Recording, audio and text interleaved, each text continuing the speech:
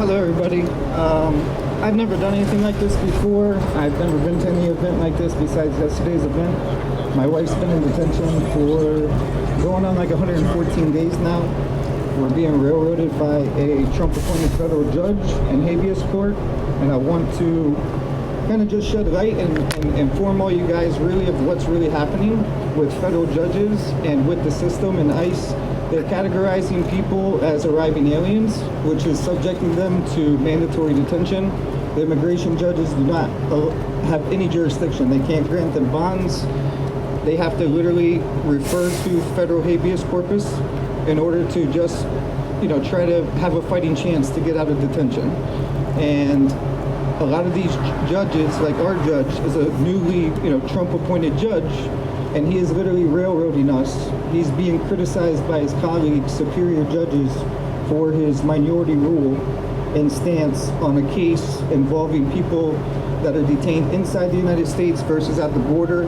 They're essentially saying that anybody detained inside the United States should be still subjected to mandatory detention under statute 1225, when they should in fact be under 1226, which would entitle them to a bond. Pretty much all these judges that Trump appointed are railroading people and families like myself. We have to make the decision tomorrow to voluntarily depart and leave the country.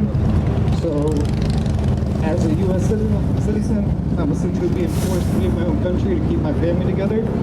And I've done everything.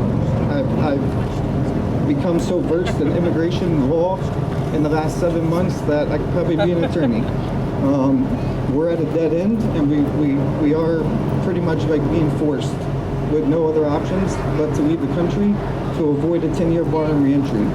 If we just suck it up and take one on the chin and leave now, we would only get a 3-year bar on reentry.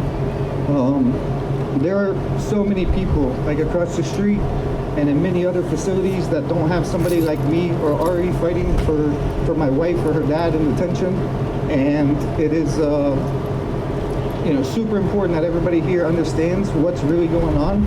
A lot of people and families are just being railroaded into having no choice but to resort to leaving.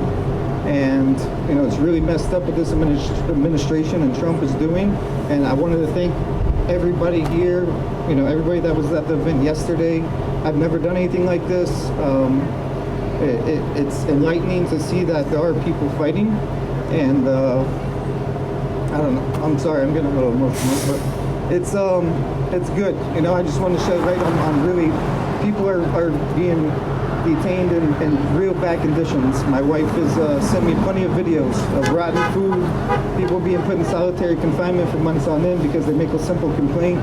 Like it is really bad at all these facilities, and we need to continue doing whatever whatever we're doing. We need to fight the fight, and definitely with Noam just being taken out, this other guys know better. So we can't let your foot off the pedal. You got to literally stay on top of it and just keep doing the good fight. Thank you.